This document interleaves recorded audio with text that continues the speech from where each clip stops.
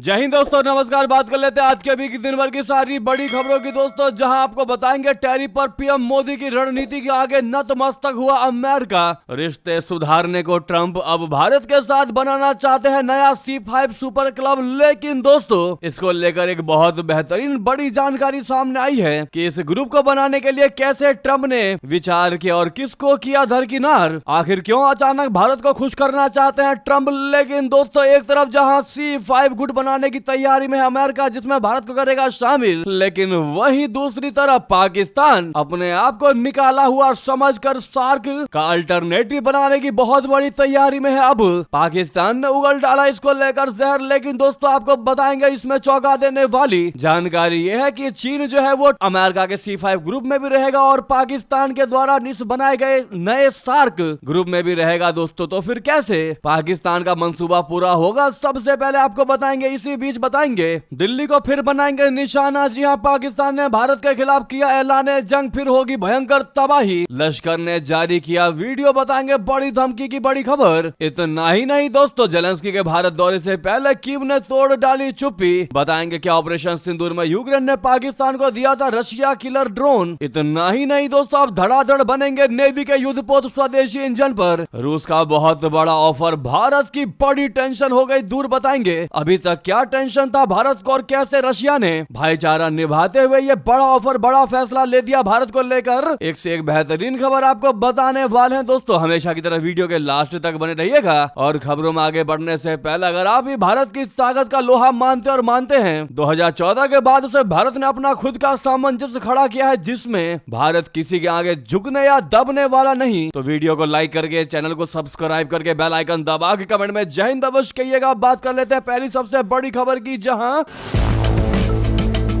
भारत पर heavy tariff लगाने वाला अमेरिका प्रधानमंत्री मोदी जी की कूटनीति के आगे आखिरकार नतमस्तक होता दिख रहा है। राष्ट्रपति डोनाल्ड ट्रंप अब हाई टैरिफ की वजह से भारत के साथ बिगड़ते रिश्ते को और लगातार अमेरिकी सांसदों के दबाव, अमेरिकियों के दबाव को बैलेंस करने के लिए 5 महाशक्तिशाली देशों का नया C5 सुपर क्लब बनाना चाहते हैं। ट्रंप इस सुपर क्लब में भारत को प्रमुख शक्ति के रूप में शामिल करना चाहते हैं। दोस्तों, ये दावा अमेरिकी प्रकाशन पॉलिटिको की रिपोर्ट में किया गया है। इस सुपर क्लब में भारत, अमेरिका के अलावा रूस, चीन और जापान को शामिल करने की बात कही गई है। ट्रंप के इस प्लान से साफ है दोस्तों कि वह भारत को साधने के साथ ही साथ चीन और रशिया के साथ भी अपने रिश्तों को सुधारना चाहता है, ताकि पूर्वी एशिया में अमेरिका अपनी खोई हुई इमेज को फिर से सुधार सके और भारत, रूस व चीन जैसे देशों के साथ दुश्मनी के आयाम को कम कर सके। पॉलिटिको की रिपोर्ट के मुताबिक डोनाल्ड ट्रंप कथित तौर पर एक नया एलिट C5 यानी कोर 5 वैश्विक शक्ति समूह बनाने पर विचार कर रहे हैं, जिसमें अमेरिका, रशिया, चीन, भारत और जापान शामिल होंगे। यह मौजूदा यूरोप प्रधान G7 और अन्य लोकतंत्र आधारित धनी देशों के समूहों का दरकिनार कर देगा। दोस्तों, हालांकि अभी तक इस पर कोई ऑफिशियल बयान, स्टेटमेंट नहीं आया है, लेकिन अमेरिकी प्रकाशन पॉलिटिको ने रिपोर्ट कर दिया है कि इस नए हार्ड पावर समूह का विचार पिछले हफ्ते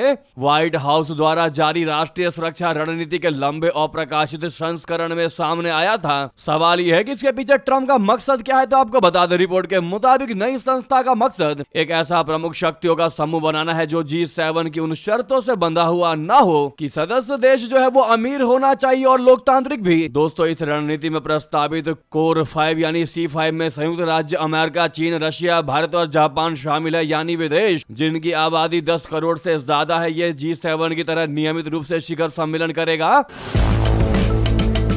C5 का पहला प्रस्तावित एजेंडा मध्य पूर्व में सुरक्षा, खासकर इजराइल और सऊदी अरब के बीच संबंधों का सामान्यीकरण करना है। रिपोर्ट के मुताबिक व्हाइट हाउस ने इस दस्तावेज के अस्तित्व से इनकार किया है। प्रेस सेक्रेटरी हन्ना केली ने जोर दिया है कि 33 पेज की आधिकारिक योजना का कोई वैकल्पिक, निजी या गुप्त संस्करण नहीं है, लेकिन राष्ट्रीय सुरक्षा विशेषज्ञों का मानना है कि यह विचार पूरे तरीके से ट्रंप जैसा है और मौजूदा व्हाइट हाउस के लिए उपयुक्त हो सकता है। दोस्तों, इसमें गौर करने वाली बात यह है, उन्होंने जो नोट किया है वो ये कि सैद्धांतिक C5 के ग्रुप में कोई भी यूरोप के लिए जगह नहीं है, जिससे यूरोपीय लोगों को लगेगा कि ये प्रशासन रशिया को यूरोप में अपना प्रभाव क्षेत्र रखने वाली प्रमुख शक्ति मानता है। पहले ट्रंप प्रशासन में रिपब्लिकन सीनेटर टेड क्रूज के सहायक रहे माइकल सोबोलिक ने कहा कि C5 बनाना ट्रंप के पहले कार्यकाल की चीन नीति से पूरी तरीके से उल्टा कदम होगा। पहले ट्रंप प्रशासन ने महाशक्ति प्रतिस्पर्धा के कॉन्सेप्ट को अपनाया था, ये उससे बहुत बड़ा विचलन है। ये रिपोर्ट ऐसे समय आई है जब वॉशिंगटन में यह बहस चल रही है कि दूसरा दूसरा ट्रम्प प्रशासन विश्व व्यवस्था को कितना उलट पुलट करना चाहता है दोस्तों। यानी कि C5 बनाने के पीछे ट्रम्प की योजना का कंडीशन यही था कि ये ग्रुप जो है वो बिल्कुल भी बाध्य नहीं होगा कि जो देश इसमें शामिल होंगे वहां लोकतंत्र और साथ ही साथ अमीर हो। बहरहाल आपको क्या लगता है दोस्तों, क्या आपको नहीं लगता कि इसके उलट भी डोनाल्ड ट्रम्प का कुछ अलग प्लान होगा, वरना वो चीन और रशिया को अपने गुट में क्यों लेकर आता, जबकि अभी तक माहौल ऐसा चल रहा था कि पश्चिमी देश और यूरोपीय देश एक थे, जबकि रशिया और चाइना और अब तो भारत भी अमेरिका से दूर हो रहे थे ट्रम्प की वजह से। लेकिन ट्रम्प अब आखिर क्यों अपने दुश्मन देश चीन को अपने साथ लेकर आ रहा है गुट में, और अब तक दो खेमे में बटी दुनिया अमेरिका और रशिया के बीच चली आ रही थी, तो फिर अचानक से क्यों रशिया को भी इस गुट में शामिल करना चाहते हैं, ये बहुत बड़ा सवाल खड़े हो रहे हैं दोस्तों। हालांकि भारत को लेकर कुछ भी आकस्मिक नहीं है, लेकिन भारत के साथ संबंध स्थापित करना चाहते हैं, ये चीज भी क्लियर दिखाई दे रही है, क्योंकि उन्हें पता है कि अगर रशिया और चाइना को एक साथ लाना है तो भारत को तो ग्रुप में जोड़ना ही पड़ेगा, वरना ना तो रशिया हामी भरेगी और ना ही चाइना हामी भरेगा। जी हाँ दोस्तों, भारत एकमात्र ऐसा देश है जो इन तीनों देशों को, जापान को अगर छोड़ दे तो बाकी इन तीनों देशों में नीतियों को बैलेंस करने के काम बड़े आसानी से कर सकता है, और यही वजह है भारत को शामिल करने का। आपकी इस पर जो भी राय है दोस्तों जरूर कमेंट करके बताइएगा। लेकिन आपको बता दे वहीं सबसे बड़ी जानकारी, इधर अमेरिका फॉर्म कर रहा है C5 ग्रुप, तो उधर चीन के साथ मिलकर नई साजिश रच रहा है दोस्तों पाकिस्तान सार्क को लेकर। अब पाकिस्तान ने उगल डाला जहर दोस्तों। दक्षिण एशिया के सबसे पुराने क्षेत्रीय संगठन सार्क को लेकर पाकिस्तान ने एक बार फिर भारत के खिलाफ जहरीला बयान दे दिया। पाकिस्तान के विदेश मंत्रालय का कहना है कि भारत की वजह से यह संगठन लगभग निष्क्रिय हो गया है, जबकि यह पूरे क्षेत्र के लिए बेहद महत्वपूर्ण है। इस बयान ने दोनों देशों के बीच खिंचाव को फिर उजागर कर दिया है। पाकिस्तानी विदेश मंत्रालय के प्रवक्ता ताहिर हुसैन अंदराबी ने कहा कि भारत लगातार सार्क प्रक्रिया को रोकता आया है और इसी कारण यह संगठन अपनी असली भूमिका निभाने में असमर्थ है। पाकिस्तानी विदेश मंत्रालय ने दावा कर दिया है कि नई दिल्ली अक्सर इस बात का गलत प्रचार करती है कि सार्क इसीलिए आगे नहीं बढ़ पा रहा क्योंकि आयोजन इस्लामाबाद में होना था। पाकिस्तान के मुताबिक ऐसा पहली बार नहीं है। उसने कहा कि भारत ने 1990 के दशक में भी सार्क शिखर सम्मेलन को रोका था। इस बीच दोस्तों खबर यह है कि पाकिस्तान बांग्लादेश और चीन के साथ मिलकर एक नया साउथ एशिया रीजनल ग्रुप बनाने की कोशिश कर रहा है। इसे भारत के प्रभाव को कम करने की रणनीति माना जा रहा है। बांग्लादेश के विदेश मामलों के सलाहकार मोहम्मद तौहीद हुसैन ने भी इशारा दिया कि ढाका इस नए समूह की संभावना पर विचार कर रहा है। अब ऐसे में सबसे बड़ा सवाल ये खड़ा होता है दोस्तों, इन दोनों ग्रुप से भारत पर क्या असर पड़ने वाला है। दरअसल पाकिस्तान जो है वो भारत को बाहर रखकर सार्क जैसा नया क्षेत्रीय समूह बनाने की पूरे तरीके से पूर्ण कोशिश कर रहा है, जिसमें चीन और जैसा कि हमने आपको बताया बांग्लादेश शामिल हो सकते हैं ताकि भारत के प्रभाव को कम किया जा सके। वहीं ट्रम्प का प्रस्तावित C5 कोर 5 समूह अमेरिका, चीन, रशिया, भारत और जापान परंपरागत G7 को दरकिनार करते हुए एक नया शक्ति गुट बनाने का प्रयास है, जिसमें भारत प्रमुख भूमिका में शामिल है।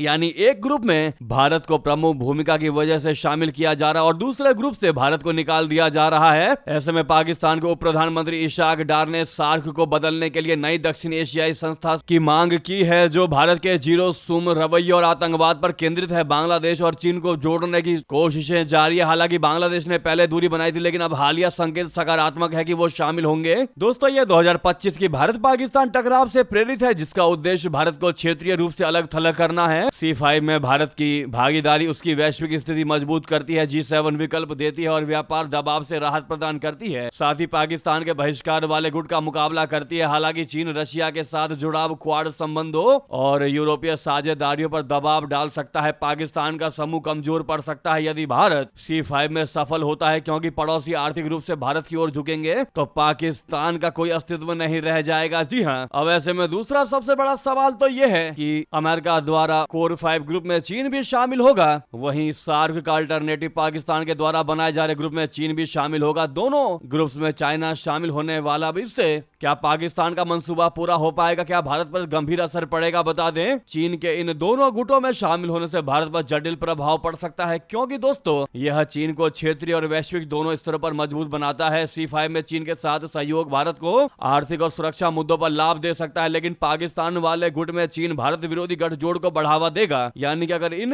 दोनों ग्रुप में कोई असली खेल खेलेगा तो वो है चाइना। इधर भारत को सहानुभूति देगा, उधर भारत के खिलाफ ही प्लानिंग रचेगा। जी हाँ, ऐसे में चीन की इस दोहरी भूमिका से भारत को सतर्क रहना पड़ेगा। C5 में सहयोग के बावजूद पाकिस्तान को समर्थन जारी रख सकता है चाइना, जो क्वाड और यूरोपीय संबंधों पर दबाव डालेगा। कुल मिलाकर दोस्तों भारत की मल्टी अलाइनमेंट नीति परीक्षा होगी, लेकिन मजबूत अर्थव्यवस्था इसे फायदा पहुंचा सकती है। ऐसे में आशा करते हैं दोस्तों आपको ये हमारा विश्लेषण बहुत अच्छा लगा होगा। अच्छा लगा है तो कमेंट में जरूर बताइएगा लिखकर, लेकिन रिक्वेस्ट करते हैं वीडियो को लाइक जरूर करिएगा और जितना ज्यादा हो सके शेयर करिएगा। जहां पर भी आपका ग्रुप हो, व्हाट्सएप, फेसबुक, एक्स पर। अगली बेहतरीन खबर की बात करते हैं, जहां पर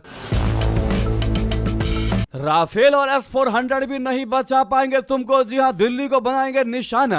अमेरिकी प्रतिबंधित लश्कर के आतंकी ने दे दी पाकिस्तान से भारत को बहुत बड़ी कीचड़ भभकी। दोस्तों पाकिस्तान की धरती से एक बार फिर भारत में हिंसा फैलाने के मंसूबों का खुलासा हुआ है। हाफिज सईद का करीबी माने जाने वाले लश्कर तैयबा आतंकी अब्दुल रऊफ ने एक कार्यक्रम में बोलते हुए खुलेआम भारत के खिलाफ जमकर जहर उगला। रऊफ ने कश्मीर में पहले से ज्यादा आतंक फैलाने की धमकी दे दी तो भारत के दूसरे हिस्सों में हिंसा करने के मंसूबे भी जताए। रऊफ के भाषण का वीडियो सामने आया है जिसमें वो खुलकर भारत विरोधी बयान दे रहा है। OS इंट टीवी ने रऊफ का एक वीडियो क्लिप शेयर किया है जिसमें वो कह रहा है कि बहुत से लोगों को लगता है कि कश्मीर की लड़ाई खत्म हो गई है। किसी को ये नहीं समझना चाहिए कि ऐसा हो सकता है। कश्मीर पर आने वाले वक्त में बेहद जोरदार तरीके से हमला होगा। कश्मीर की लड़ाई को हम अधूरा छोड़ने वाले नहीं हैं। अब्दुल रऊफ ने यह बयान कब दिया इसकी सही जानकारी नहीं है, लेकिन वीडियो में वो खूब शेखी बघाड़ता नजर आ रहा है। अपने भाषण में रऊफ कह रहा है कि एक बार अमीर मक्की साहब यानी लश्कर संस्थापक अब्दुल रहमान मक्की ने कहा था कि हम दिल्ली जीत लेंगे। मैं कहता हूं कि ये एक दिन जरूर होगा। अब्दुल रऊफ ने इस दौरान कहा कि हमारा मकसद गजवाए हिंद है। हम न सिर्फ कश्मीर बल्कि पूरे भारत में अपना झंडा लहराएंगे और गजवाए हिंद में कामयाब होंगे। हम कहते हैं कि पूरी दुनिया में इस्लाम आएगा। ऐसा होगा क्योंकि हम एकजुट होकर लड़ेंगे। हम एकजुट होंगे तो कोई हमें रोक नहीं पाएगा। अब्दुल रऊफ ने 7 से 10 मई तक हुए भारत पाकिस्तान के सैन्य संघर्ष का भी जिक्र किया। रऊफ ने खुद ही अपनी तारीफ करते हुए कहा कि 6 महीने पहले पाकिस्तान ने भारत को हरा दिया था। अब अगले 50 सालों तक भारत हमारे ऊपर हमला करने की हिम्मत नहीं करेगा। रऊफ ने कहा कि भारत के राफेल जैसे jet S-400 air defence drone और सैन्य तकनीक हमारे सामने कुछ भी नहीं है। हम 58 इस्लामिक देशों में अकेली न्यूक्लियर पावर हैं। हमारी ताकत दुनिया देख चुकी है और अब हमें सिर्फ एकजुट होकर भारत से लड़ाई लड़नी है। जी हाँ, यानी कितनी बड़ी धमकी दी है दोस्तों इस पाकिस्तान में बैठे आतंकवादियों ने। यानी कि जैसा पाकिस्तान ने दुनिया के सामने लगातार ये कहा है कि उसकी जमीन पर कोई आतंकी गुट नहीं है और उसकी धरती भारत के खिलाफ इस्तेमाल नहीं होती, अब इसकी सच्चाई सामने आई है। दोस्तों इन धमकियों ने बता दिया है कि कैसे पाकिस्तान में बैठे ये आतंकवादी भारत के खिलाफ निरंतर साजिशें रचते रहते हैं और उसमें पूरा सपोर्ट पाकिस्तान के हुक्मरानों का होता है। आपकी इस पर राय तो बनती है दोस्तों, जरूर कमेंट कीजिएगा। इतना ही नहीं, आपको बता दें अगली बेहतरीन खबर। क्या ऑपरेशन सिंदूर में यूक्रेन ने पाकिस्तान को दिया था रूस किलर ड्रोन। दोस्तों जेलेंस्की के भारत दौरे से पहले कीव ने तोड़ दी इस मुद्दे पर भी चुप्पी बता दिया रियलिटी। रशिया और यूक्रेन के बीच साल 2022 से चल रही जंग रुकने का नाम नहीं ले रही है। इस लड़ाई में अब सबसे ज्यादा चर्चा ड्रोन युद्ध को लेकर हो रही है। रूस और यूक्रेन दोनों ही एक दूसरे पर जमीन से लेकर समुद्र तक में ड्रोन हमले कर रहे हैं। रूस जहां ईरान के शाहिद ड्रोन और ओरलान 10 ड्रोन से हमला कर रहा है, वहीं यूक्रेन की ड्रोन बोट रूसी नौसेना और मालवाहक जहाजों के बेड़े में तबाही मचा रही है। इस बीच ऑपरेशन सिंदूर के दौरान ऐसी खबरें आई थी कि यूक्रेन ने पाकिस्तान को किलर ड्रोन की सप्लाई की थी। रूसी राष्ट्रपति व्लादिमीर पुतिन की भारत यात्रा के बाद अब यूक्रेनी राष्ट्रपति जेलेंस्की के भारत दौरे पर आने वाले हैं। इस यात्रा से ठीक पहले यूक्रेनी सेना ने पाकिस्तान को ड्रोन देने के दावे पर सफाई दी। यूक्रेन की सेना के अधिकारियों का कहना है कि उन्होंने ऑपरेशन सिंदूर के दौरान एक भी किलर ड्रोन पाकिस्तानी सेना को नहीं दिया था। द हिंदू अखबार के साथ बातचीत में यूक्रेनी सेना के वरिष्ठ अधिकारियों ने भारत को स्पष्ट संदेश देने की कोशिश की। यूक्रेनी सेना के निवेश पोर्टफोलियो से जुड़े एक वरिष्ठ अधिकारी ने कहा कि कोई भी यूक्रेनी ड्रोन पाकिस्तान को सप्लाई नहीं किया गया है। उन्होंने कहा कि अन्य देशों की तरह से पाकिस्तान ने भी कुछ साल पहले यूक्रेन से ड्रोन तकनीक खरीदने की इच्छा जताई थी। यूक्रेनी अधिकारी ने कहा कि पाकिस्तान के साथ बातचीत के बाद भी ना तो कभी ड्रोन की आपूर्ति की गई और ना ही उसकी तकनीक दी गई। वहीं आपको बता दें अब धड़ाधड़ बनेंगी नेवी के युद्धपोत। स्वदेशी इंजन पर रूस का सबसे बड़ा ऑफर, भारत की टेंशन दूर। दोस्तों रूसी राष्ट्रपति व्लादिमीर पुतिन की भारत यात्रा के दौरान रूस ने एक और बहुत बड़ा ऑफर दिया है। इसने भारतीय युद्धपोतों के लिए यूक्रेन के M90 FR नेवल इंजन पर निर्भरता कम करने के लिए इसे भारत में ही लोकल स्तर पर बनाने की पेशकश की है। रूस यूक्रेन युद्ध की वजह से पिछले 3 साल से इन इंजनों और इनके कल पुर्जों की सप्लाई चेन पूरी तरीके से बेपटरी हो चुकी है, जिसकी वजह से मौजूदा जहाजों की संचालन क्षमता और भविष्य के युद्धपोतों के निर्माण के काम में बहुत बड़ी बाधा खड़ी हुई है। Defense.in एक खबर के मुताबिक रशिया ने भारतीय नौसेना की सहायता के लिए एक बहुत ही बड़ी रणनीतिक पेशकश की है। रूसी फेडरेशन ने भारत में M90FR marine gas turbine engine के उत्पादन का औपचारिक प्रस्ताव दिया है। जानकारी के मुताबिक यह प्रस्ताव रूसी राष्ट्रपति व्लादिमीर पुतिन की भारत यात्रा के दौरान दिया गया है, जिसका लक्ष्य भारत के फ्रंट लाइन वॉरशिप के निर्माण और मौजूदा बेड़े की आवश्यकताओं के लिए इसकी सप्लाई चेन पर पड़ने वाले असर को दुरुस्त करना है, जिसमें रूस यूक्रेन युद्ध की वजह से रुकावटें आ रही हैं। दोस्तों, भारतीय नौसेना अभी रूसी मूल के जहाजों के निर्माण और मौजूदा बेड़े के संचालन को लेकर बड़ी चुनौती झेल रही है। खासकर तलवार क्लास फ्रिगेट्स और क्विक 3 क्लास कॉर्वेट्स को लेकर समस्याएं आ रही है। ये युद्धपोत गैस टरबाइन इंजन और उससे जुड़े कलपुर्जों के लिए यूक्रेन की कंपनी जोरिया मैश प्रोजेक्ट पर निर्भर है, लेकिन फरवरी 2022 से चल रहे रशिया यूक्रेन युद्ध की वजह से इसकी सप्लाई चेन पूरी तरीके से टूट गई है। इन इंजनों से जुड़े उपकरण भी वहीं से आते हैं और इस समय इसमें रुकावट आने से करीब 40% जहाजों के संचालन में दिक्कतें आ रही हैं। रक्षा सूत्रों के अनुसार टरबाइन ब्लेड और फ्यूल पंप की किल्लत की वजह से इन जहाजों के मरम्मत के काम में भी अप्रत्याशित देरी हो रही है। ऐसे में रशिया के इस ऑफर ने नेवी को तत्काल तरीके से राहत दिया है। अगर आप भी मानते हैं दोस्त हो तो रशिया के जैसा, पुतिन के जैसा, तो कमेंट में थैंक यू पुतिन लिखना मत भूलिएगा दोस्तों। इसी बीच आपको बता दें, ये थी की सारी बड़ी जानकारियां। आपको खबर कैसी लगी कमेंट में बताना बिल्कुल मत भूलिएगा। लगे हाथों वीडियो को लाइक करके चैनल को सब्सक्राइब करके बेल आइकन दबा के कमेंट में जय हिंद कह दीजिएगा। मिलता अगली बड़ी खबर में। यहां तक बने रहने के लिए आप सभी का बहुत बहुत धन्यवाद, बहुत बहुत आभार। जय हिंद, जय भारत।